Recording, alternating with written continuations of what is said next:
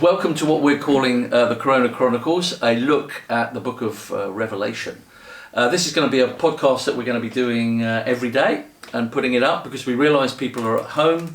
It won't be very long. We're hoping that everything will be under 10 minutes for you to get the Word of God and an understanding of what's happening in our world. Yeah. So why Corona Chronicles? What made you pick that name? Well, the word corona, I think, is linked to the Latin word for crown.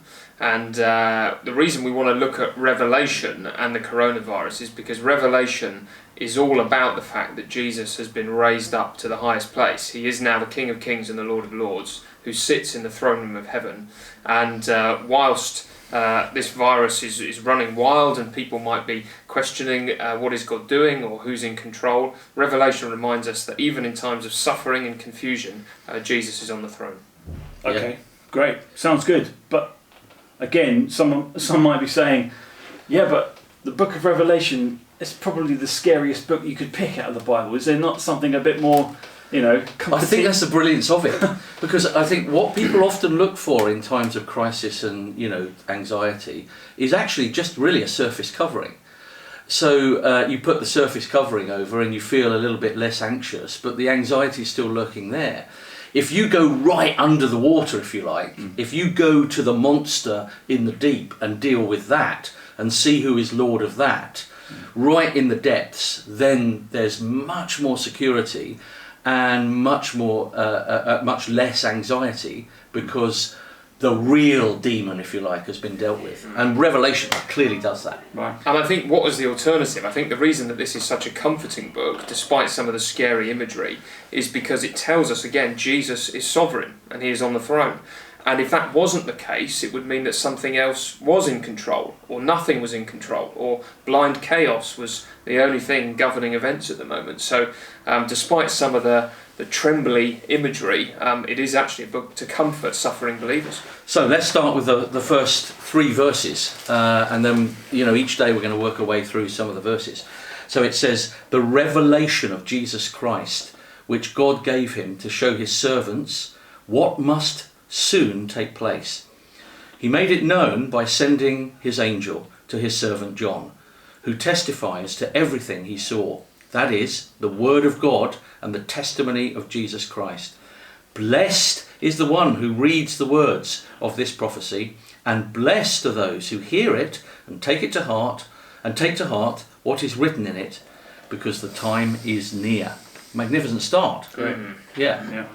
So just look at some of the words there and you'll see why it's worth thinking about Revelation and Corona. Absolutely. I mean, just verse 3 jumped out at me there. We're actually told right at the beginning of this book that it is a blessed thing to read it and to hear it and to take it to heart. And so even on that level, just as we read the words of this prophecy about Jesus Christ, we're going to experience some kind of blessing because we're doing what we're told to do. Yeah. And I suppose, thinking about this book and who it's written to originally, the Christians at first got this letter. They were fearing. They had lots to fear about. They had plagues. Yeah. They had kings or emperor, right? In this case, emperors against them. They were being persecuted. They had loads of plagues. Right, and so they might be thinking, that's what we need to. What we need to do is look into that. We need to look into, we need to watch out for who's after us. And today we might be thinking, we need to find out as much about this coronavirus as we can. Which and that, to a point that might be helpful. But John here is saying, no, the revelation of Jesus Christ.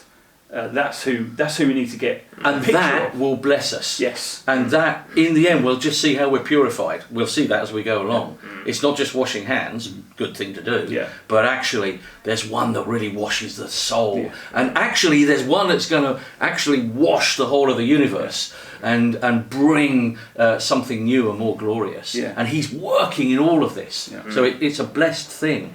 It's talking about the very word of God into this situation, and the word of God is revealing who Jesus is, and he is Corona King. He's the King of the universe. Absolutely spectacular.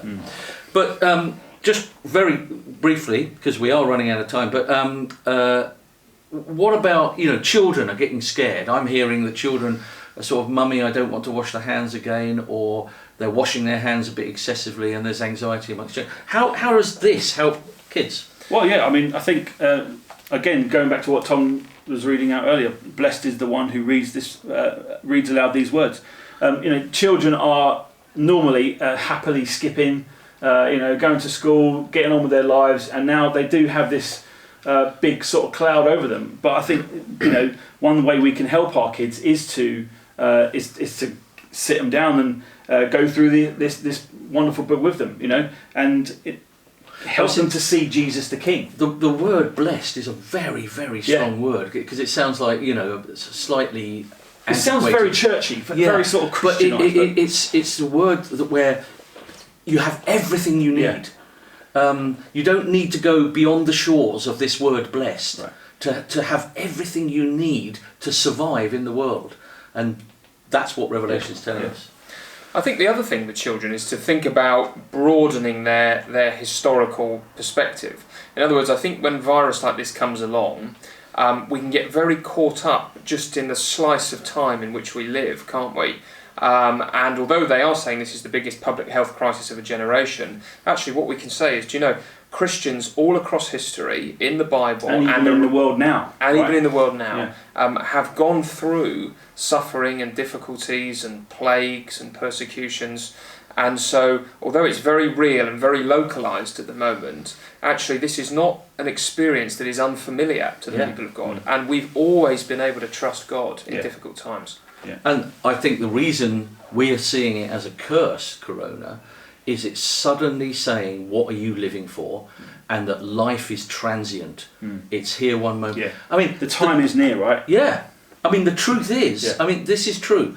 No more people are going to die. Yeah. Because everybody dies. Right. So the issue is death. We're going to see that in one of the next sessions. Yeah. Brilliant. Anyway, for now. Great.